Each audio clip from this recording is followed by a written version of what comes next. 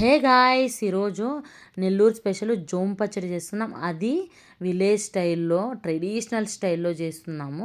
Half cup water తీసుకొని 5-6 పచ్చిమిర్చి, 4-5 బెండకాయలు, 2 టమాటాలు ముక్కలు చేసుకొని వెట్లో వేసుకొని గ్యాస్ సిమ్లో పెట్టుకొని ఒక 5-6 నిమిషాలన్నా మగ్గించుకోవాలి. ఇలా లైట్గా వాటర్ కొంచెం ఇంకిపోయిన తర్వాత కొంచెము చింతపండు, కొత్తిమీర, కొంచెం కాస్త పసుపు అనేది ఆప్షనల్.